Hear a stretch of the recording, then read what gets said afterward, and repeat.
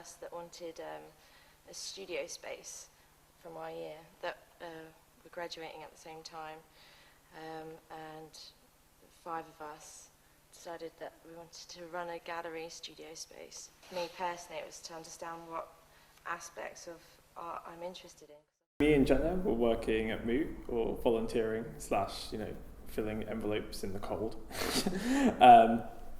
And then Moot got offered this new space, and the guys from Moot, so Tris and Matt and Candice, asked us if we wanted to take over the lease of the building when they moved into the new space, because we'd already been helping them.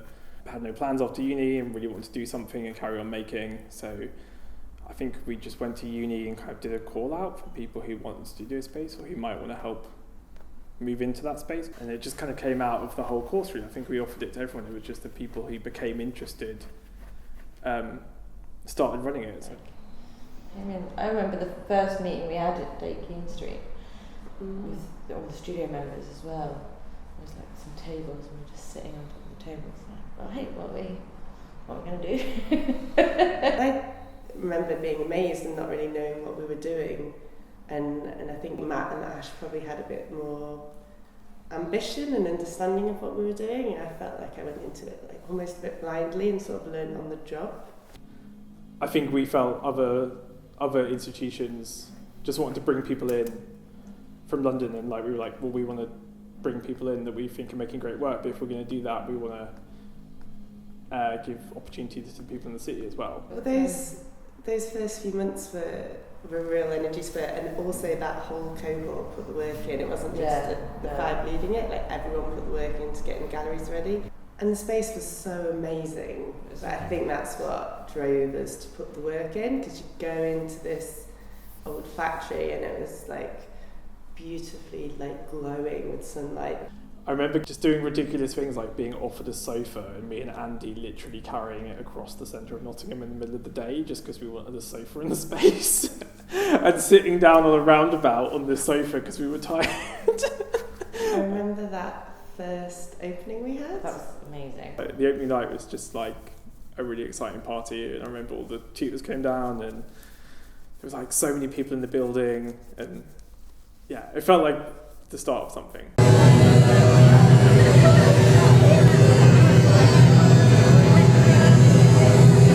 We put up these screen printed posters around town, and it was just one of those nights where people caught wind of something new opening, and just all these people, hundreds of people flooded in, and we bought loads of booze for the bar, and we ran out like within an hour, and we were just like, what's happened? Before we started. It was really exciting, and it felt like we were onto something then. Yeah. I remember obviously asking the artists to help with the poster design. I thought that was really nice, because then it gave you a taster of what you might see at the exhibition straight from the artist, as well as we did the screen prints. We were so limited in terms of our finances and our knowledge and experience that we just looked at things in a different perspective. The things I look back on the most about were amazing were kind of this show we did with Mark Titchener. He'd just kind of been put up for the Turner Prize. I think it's because we were in the show with him in Germany that we got in touch with him, and he came up and was kind of, we never thought he would say yes, and we were just kind of cocky and we're like, we have this space, do you want to come do something? And he came up and slept on our floor, and we had no money, so he made a piece of work out of photocopies. And, his work's usually super expensive, and it is involves billboard size printing. And then he also decided to do a performance with us.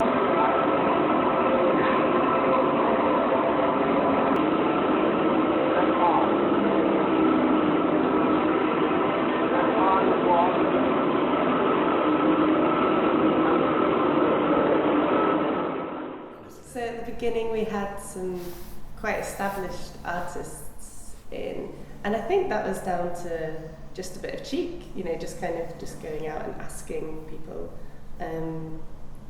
Jonathan Baldock was one who's doing really well now. Tracy spotted Haroon Mirz's work at S1 in Sheffield, and we invited him down to do a show, which was great. and he's gone on to do massive things.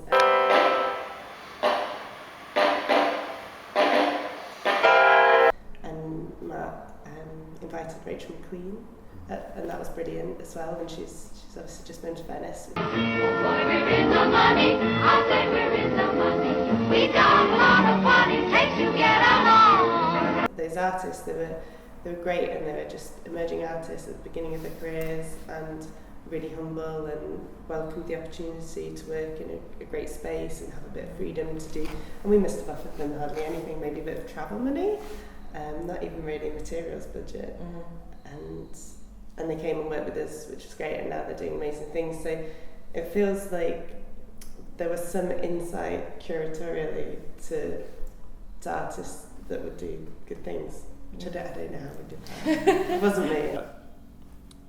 Dominique had met Damien Hirst in a bar maybe and got him to like sign a napkin, so we just framed the napkin and said it was a Damien Hirst show.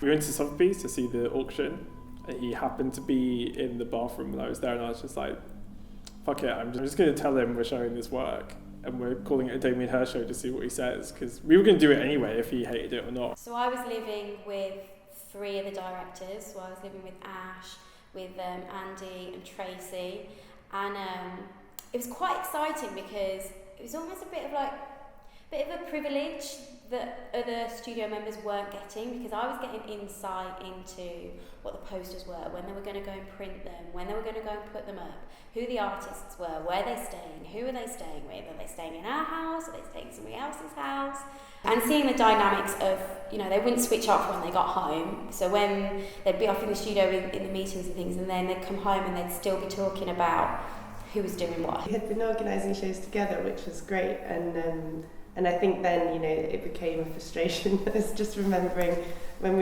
we sort of decided at one point, because we didn't know what we were doing, clueless, and it was a bit of a shambles sometimes, that we should have jobs that each of us are responsible for. And I just remember Ash saying that he'd do artist liaison. And I was like, oh cool, I'll do the budget. I'll do bins. Yeah. At the beginning, it was the first time we'd all worked together. I think most of the power struggles really came from like people's expectations of where you should be when and what you should be doing, and he was putting time into what.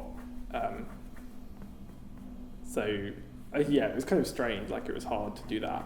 I think everybody was quite strong in their own right, and being creatives as well and being quite expressive people. Sometimes there would be clashes, and you would see things where the people would just rub it the wrong way. Somebody would have an idea, the other person wouldn't agree with them. Matt's just said I was the driving force. Yeah, I suppose sometimes that rubbed people up the wrong way, but also I was just I've always just been like super excited about stuff, and if I want stuff to happen, I'm kind of going to make it happen. And I think that's probably how I worked a lot here, which rubbed people up the wrong way. Because I would just, I would just take the decision out of their hands if I want something to happen, because I'm quite arrogant. I think we all have plans, and we all have aspirations to do, and goals that we want to do. We're not really sure. We haven't really talked about it as a group, really, have we? I don't know. I do see it as completely a way of setting up my career for the future, and I don't have particular plans to stay here for 3 or 4 years. For me, this is definitely a stepping stone where I get to practice and kind of make mistakes and learn the routes before I go off and do a master's, and hopefully I want to go off and work in bigger institutions and probably not run my own space. I want to work within museums. I think Ash is very ambitious and always knew what he wanted to do, and he's gone on to do it, which is really great. But I think he probably exercised his ideas and used BACKLIT as a place where he can practice putting together artists and vision. There's only so much you can learn. I didn't feel at this stage of my career it would be worthwhile going off and doing more internships, because I'd just be doing the same thing. Whereas by running the space, I've learned quite a lot in a short amount of time, and it's put me in a position where I've seen it from both sides. I've now decided what I want to go off and do. The old building was you know, it had a leaky roof and it was freezing and it wasn't very workable. And coming into the studio and there being a frozen waterfall outside because the pipes have burst but frozen, and literally it being like a sinking Titanic of water coming down. So we were having a group exhibition, and for the first time we were going to have a closing party. We didn't have a private view, and then I remember getting a phone call and being like, they've condemned the building, they've locked it, and I can't remember who it was, but they were like, I left the building and my lunch is in there. And other people were like, I've got medication, or like there was so much stuff trapped in that building. It was so abrupt that you couldn't really process it. They took the keys off us, locked us out and said, you can't go in, you've got an afternoon to get your stuff out. And it was such a shock. It was literally like, bam, doors closed, and we couldn't have our closing party. It was a nightmare, and trying to get hold of the council to be like, what is going on? People need to get into that building and get stuff out was awful. And I remember having, like, we had designated days that we could, and times to go down, go into the building and get our stuff. But then what were we going to do? Where were we going to go? Where can we take this? Let's start to get serious, because that was really shit that happened and we don't want that to happen again to us.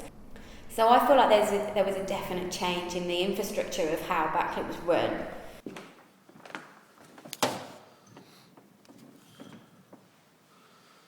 Actually gave BACKLIT a really good push in like a second wind, and Matt and Jenny took the place on some really exciting new things. And for me it was professionally, way more professional. Yeah. And for me it was a good way to sort of let go of it as well, because I spent a lot of time and put a lot of work into the old site, and moving on was quite a big deal, and I think it was quite nice. I was able to like package that off with the old building. I took over after Beth left to go to Glasgow, so I was in that period of transition when we actually got shut out of Dakin Street. I know it was a point where we were looking at what our options were, what were we going to do, was it, time to keep going, or was it a natural conclusion to BACKLIT? I felt like I had plenty of energy that I wanted to put in. I think you grew in your position as a director because you didn't have Ash, Andy, Beth, Tracy, who were your original pillars. You didn't have those people anymore, so you kind of had the room to grow into the role a bit more. We were finally successful in securing our council funding, which went on to fund the 2-year programme from that point on. It was my first solo curated show. I was really pleased with how that exhibition went. It was, again, another intense time because the turnaround between the successful funding news and delivering the project, it was quite tight. Workers at an art gallery in Nottingham are behind a major heritage project to document a key part of the city's textile past. It's all centred on the Victorian factory owner Samuel Morley, whose clothing empire lasted right up to the 1970s.